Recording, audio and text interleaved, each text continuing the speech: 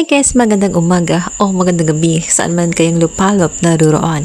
Tayo ay magtutur sa araw na ito. Puntahan natin ang Baan sa Lai at kasalukuyang naglalakad ako dyan sa pinaka-entrance nila. At ito naman yung tulay na makikita nyo bago kayo tumawid papunta sa upside down na house at sa iba pang mga park na gusto nyong puntahan.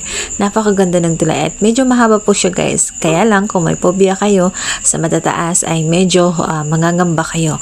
Ngunit napaka-challenging pero napakaganda naman ang iyong makikita kapag ito'y nalibot mo ng husto. Talaga namang swak na swak ang 140 pesos para sa adult na entrance fee at 120 pesos para sa mga chikiting. Guys, ang 3 years old below ay wala pong bayad. So, ma-free siya. Pero yung 4 years old above na siya ay talagang may bayad na po siya pagdating dito.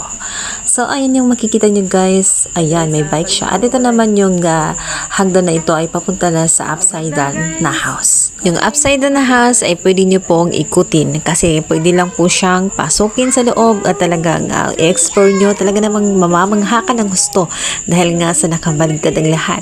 Ang higa ay nasa taas. At ang makikita niyo ay talagang kamangha-mangha. Maging ang mga chikiting ay tiyak na mag-enjoy dito. Maging ang mga matandang kagaya mo na isip bata, charot. So ayun nga guys, mamamangha ka sa paligid at saka napakaaliwalas ng lugar. At ang view niya ay may mga palayan sa gilid.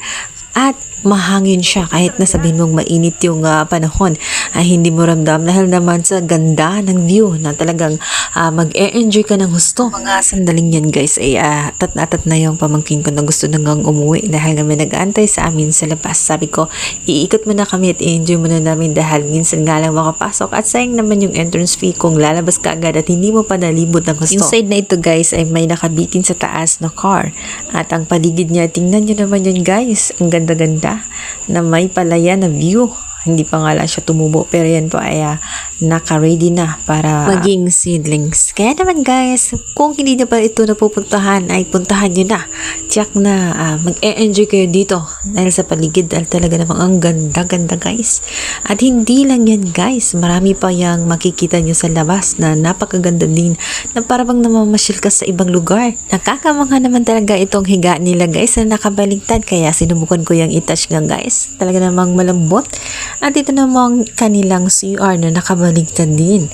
Tingnan nyo naman yung guys, pati yung refrigerator at pati yung cabinet na nakabaligtad na may oven pang kasama. Ayan nga guys, tinouch ko nga yung lababo dahil nga gusto kong makita ko ang ma-feel nga kung paano nga ba ang maghugas na nasa taas na para kapag nasa ulap. Kaya naman isa lang ang masasabi ko, talaga namang napakalikot ng utak ng gumawa ng bahay na ito.